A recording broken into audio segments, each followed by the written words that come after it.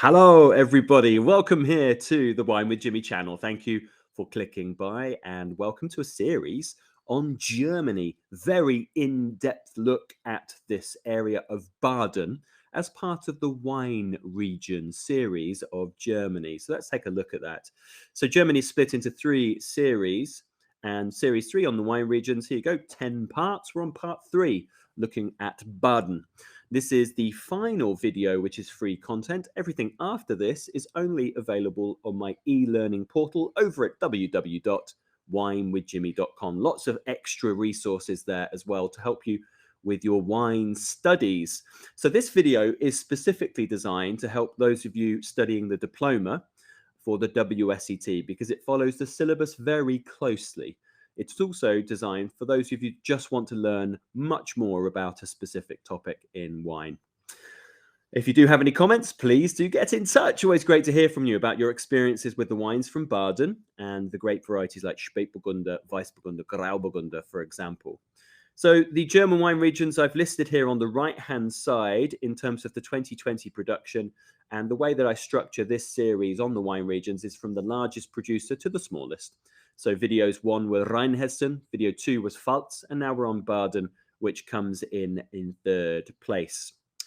Let's rock and roll looking at Baden, which is in fact a difficult one to look at with the eye in terms of the map, the cartography, because it's a very stretched out area. So the best I can do really for giving you an in-depth view, an overview, is this map here. So stretching from the Swiss border all the way up the Alsace border, so past Strasbourg, up to Karlsruhe. Then you go past Mannheim and past Pfalz on the westerly side. And in fact, there's a small scattering up here as well towards Württemberg. So it's really quite a stretched out area. So it's split into multiple Bereichs, which is your districts, wine-producing districts. The main area is really this part down here, which is from the Swiss border past Strasbourg, and this includes the very famous Kaiserstuhl.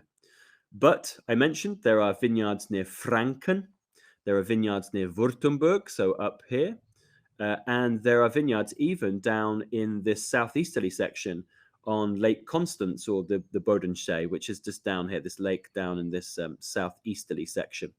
Now, Baden is about 15,500 hectares, producing just over 1 million hectolitres. And in fact, the yields are lower than the average. The average for Germany is about 84 hectolitres per hectare, and Baden comes in at around 71. So, of course, that tends to show you that there's much more of a quality focus in this area.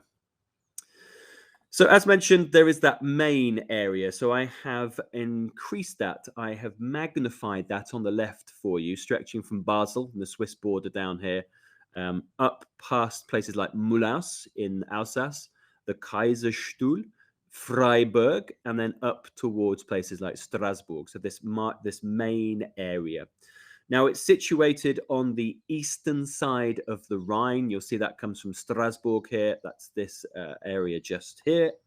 And it also benefits from the rain shadow of the Vosges mountain, which sits just off to the west of this map, just beyond where the Alsace vineyards are located.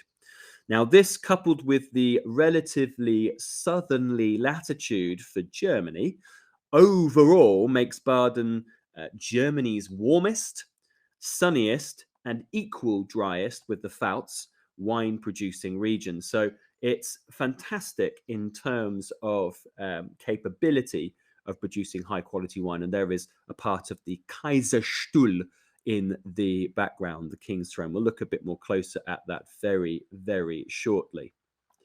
Now, Baden has a very fierce and popular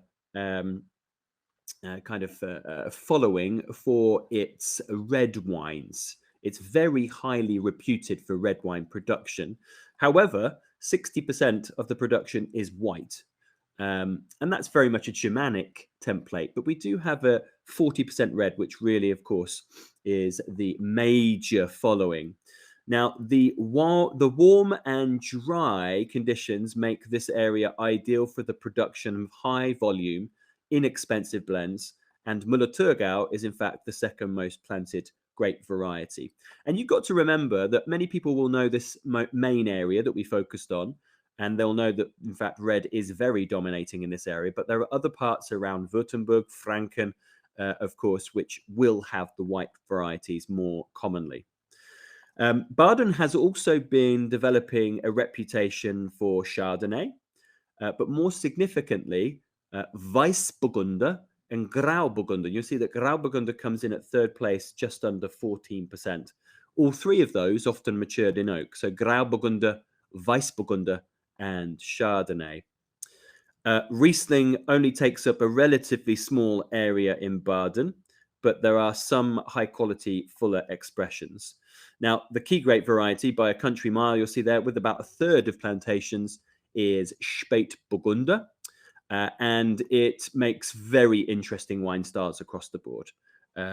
Generally on the slightly fuller style with more influence of oak. And here you go. So the Kaiserstuhl.